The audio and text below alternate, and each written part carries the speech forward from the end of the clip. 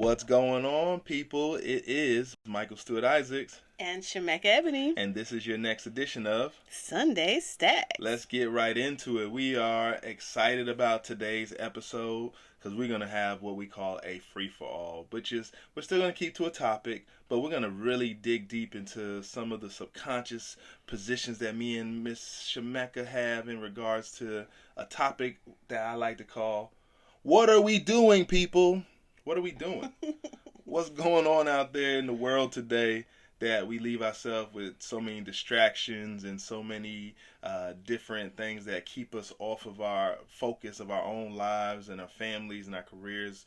We know social media, of course, has been a huge factor to this. But I say again, what are we doing, people? So before we get into this topic, again, I want y'all, if you're new to the show, make sure you like and subscribe here on our YouTube channel and any other platforms that you may be enjoying this episode from. But now we want to talk again. What are we doing, people? Ms. Shemekka, I want to understand, what are we doing in culture today when it comes to various things? Like, for example, they recently just arrested the person who shot Tupac or is a part of the group that was associated with the shooting of Tupac Shakur. What are we doing, people? 27 years later, what's happening? Can't do nothing but laugh because this is the last man standing, literally. Last man standing. I mean, if you I looked at this police report telling us about them apprehending this person, like they did some wonderful police work after 27 years of an investigation to finally find the last man standing, who, what I understand from my research, already told them back in like 2018, I believe he wrote a book that he was a part of the crew that was in the car when all of that happened. For years, a lot of people thought it was Orlando Anderson because of him being in the fight. They looked to see that this was an affiliation of gang members that were working together in regards to retaliation for a fight in a Las Vegas hotel lobby. And, you know, from there, the rest has been history. 27 years of our lives talking about this man, Tupac Shakur. What are we doing, people? The good news is this guy got 27 years to hang out, chill, smoke, engage in community, and now somebody's granddaddy's going to jail for killing or being an accessory to killing a notable figure that died before he was even 30. This guy's got an extra 30 years on top of how long Tupac was robbed from us. And now he has to swing the pendulum of justice upon himself to spend the rest of his life potentially in prison. And isn't that something? One thing I would just jump in there as a man, you know, I happen to be of the hue we like to call chocolatey black. And one thing I realized as a young black man, we grew up with Tupac as this idolized figure that to this day I can still see men my age, and I'm in the ripe age of, you have to guess it, and and I believe it's very interesting because Tupac had such a impression on culture, such an impression to this day. You can see men even in their 40s, sometimes in their 50s, who still idolize this man's identity and still kind of carry themselves as if they're back in the mid-90s in regards to their dress code, how they speak. And is there some level of shell shock? Did the whole culture die with Tupac? Or did we get reborn into something else? What are your thoughts? I don't know if I can attribute to that either or, but I think one of the things that, because this is getting headline attention, I have to say, if they're getting us to look over here, you should be looking somewhere else, because there's something more critical happening to your life, your privileges, and your power that they're not showing you, but they're flooding you with this thing that may seem relevant to us culturally, but there's something else happening that they don't want you to be paying attention to, aka could be the shutdown. What are we doing, people? Government shutdown. That's another thing. We have government shutdown looming, with our government still playing this ping pong with our budgets and really trying to get both sides to agree what's most important for people. One thing I would say as we look at these different situations, whether it be Tupac, whether it be government shutdowns, you know, again, this question just keeps ringing in my head. What are we doing, people? At some point, economies are something I realized that were designed to keep some people rich and a lot more people poor. Oh, yeah. And it's almost like watching the math between who's rich and who's poor versus actually coming up with solutions where there's some level of pleasure and some level of taken care of through feast and food. Last I checked, food grows out the ground, but somehow we have people that own land to say, this is my farm, this is my place, and we'll throw stuff away before we will give it away to take care of people. Oh, but talk about what you lifted up about the rich and poor paradigm. Because if you take that out of context of just currency alone and look at the energy and feelings and sentiment we saw when we went to Sierra Leone, there were poor people or people identified as poor that felt rich, exuberated rich. Right. Their energy was rich. The joy was rich. So when we think about the rich to poor dissonance that we see here in the United States, like how are we defining rich and poor? And did they win or are we winning? There we go. And I'm thinking when you look at two worlds, as Ms. Shemekka alluded to, was what are they distracting us from whenever we start talking about Tupac Shakur, or even with the government shutdown? Like, what is the real meat on the bones that we're missing? Because sometimes we get locked out of understanding what it really means to even have government budgets or understand what it means to be socially distracted. It's almost as I'm asking the question, what are we doing, people? Are we really awake to the life that we live in, or we're so busy being popularized woke that we're fighting a tug of war, but we're not really taking on the solutions that all of us are so desperately trying to put out there, but yet people are still somehow caught in the same cycles. What are we doing, people? Riots in Philly where people are running around and looting because this officer gets off in regards to being charged with this death. And again, we see it where people weren't just sitting here protesting. They were peaceful protesters about the incident, but then there were other people who were opportunistic and wanted to run out here and try to go steal designer clothes or go steal, Lululemon or Nike or something. What are we doing? In a world where we have so much going on, and as Shemekka alluded to, being in other parts of the world, you start to see people being so joyful with the little they do have. They may not got Gucci, but they got Fucci. They got all these different things. And I mean, and that'll be another off the topic joke one day y'all got to hear in regards to understanding traveling. But in regards to just what are we doing here in the U.S., here in a country that has so much influence over the world. But yet we choose to continuously just propagate BS, stuff that really doesn't have anything to increase our social value, nothing to really sometimes even increase our artistic value, and we're just all just dancing along with the jig of sorts, and we're not actually putting ourselves in a position to truly be win. But on a good note, I would like to talk about and shout out the victory felt by the Fearless Fund. What a name, what a team, what an organization led by some powerful, strong black women who have, again, I can't say it enough, and I'm saying it straight to the fellas. Black women got their stuff together.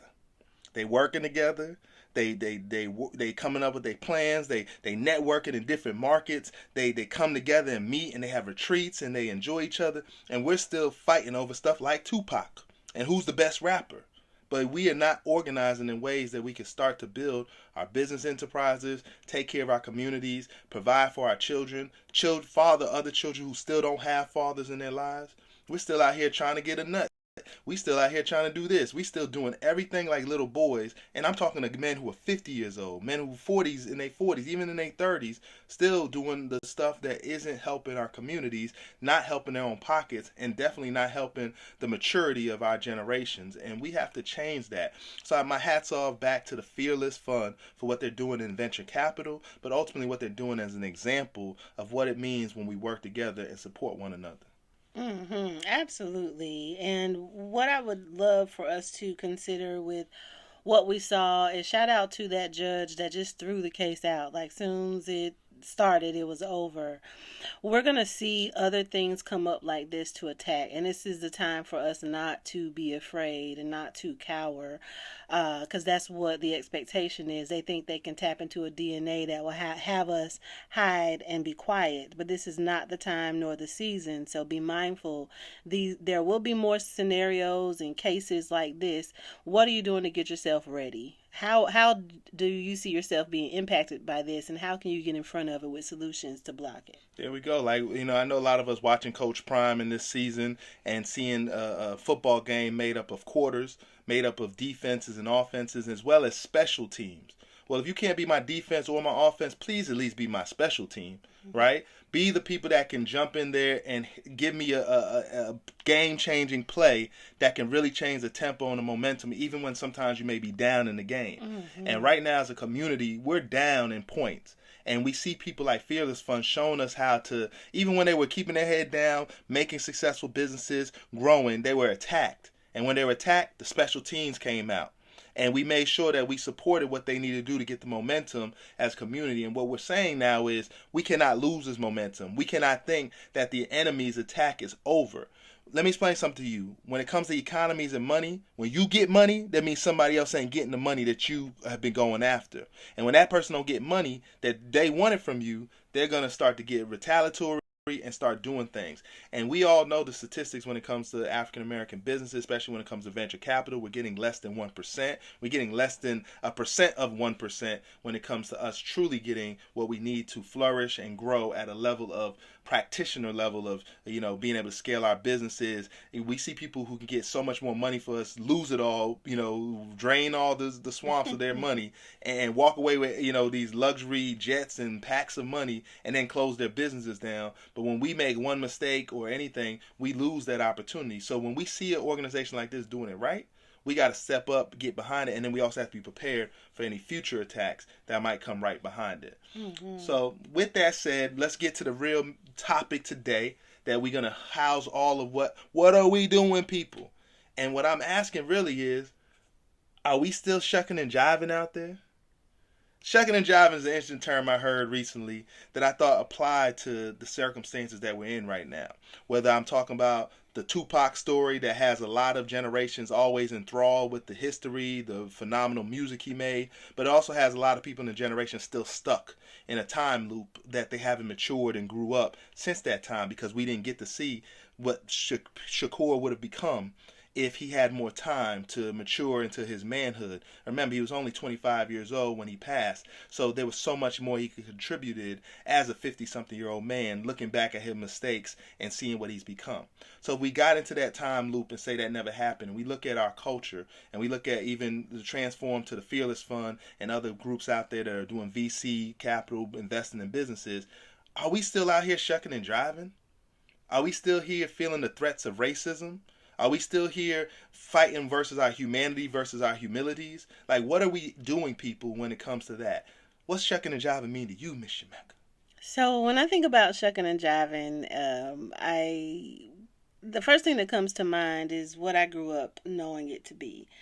And so for me, in my community, in my neighborhood, friends and family, if you said someone was shucking and jiving, they were BSing, shooting the breeze, trying to sell you, fire to the devil, to come up with a plan to pretty much BS you out of something.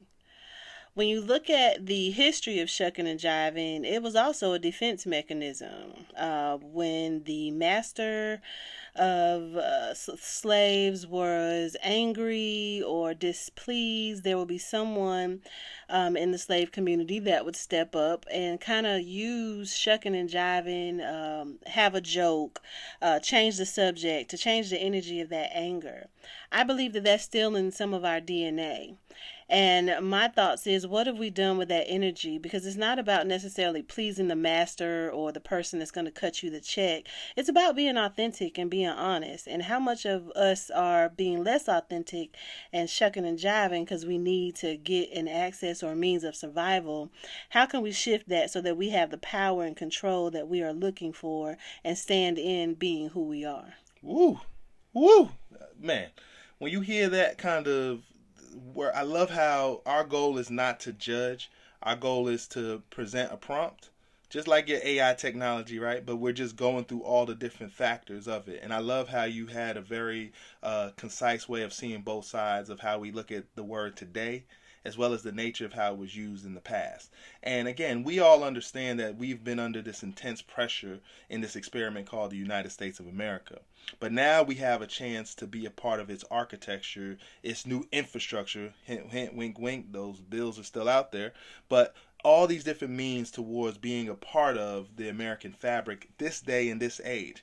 One of the things I think about when I think of Shuckin and Jivin is, again, somebody who is just going along with the get along to, move in a way that they feel like they won't be harmed, or people will just like them better if they're this way. And you see that. A lot of people judge hip hop culture for doing that when you see them go to somebody from poor communities that may just have only seen the worst things, and then they come out trying their best to do what Tupac did and tell their poetic story about where they're from, but they don't all have the same poetic charm that Pac might have had, but they are still out here talking, but they don't have that full circle clarity of wisdom, that they're not only just painting a picture of what went wrong in their community, they're also painting a solution on how things can change, and understanding the impacts of their voice as they magnify these things. So we do still see Shuckin' and Jivin' on some levels. It's for people, but we're seeing those people get money, they get paid, they get on the TV shows, they're on the game shows, and we think that's the way you should be if you want to be able to get along. And we have to change that mentality, and we have to get to a place of authenticity and a place where we truly can show up how we are in so many ways. So, as we're looking to, continue this program, we want you again to like and subscribe. We want you to continue to come back to Sunday Stacks, and we want to continue to bring topics and conversations, and we want you to comment in the comment section to tell us more about what your thoughts are on these topics we spoke of today. Shemekka Ebony, you got anything you want to tell these people?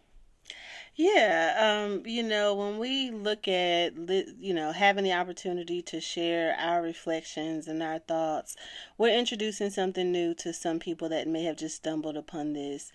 You may not know who we are. You may not know what we're about, what we believe in, or why we believe the way we do. So I encourage you to definitely like and subscribe. Check out our work. Follow us on social media. Come to our events. We actually have an event coming up we're looking at a series addressing divorce talk to give us married, committed, relationship lovers, soulmates, life partners a space to address divorce before it comes in with the power to manifest itself. So you said polygamy, what they call it, polygamy. That's going to be talked about too. But no, we definitely want to continue to enjoy this unique conversation and really talk about all the different complex relationships that are out there nowadays. It's not just one thing anymore, and we want to be able to address all things so we can create a healthy space for people to feel free to talk about who they are, how they've arrived to that circumstance, and then tips and techniques that'll continue to help to resonate. Yes, a house divided against itself shall not stand. We know that from scripture, and we see that being real in relationships and friendships. So this first session that we're going to have starting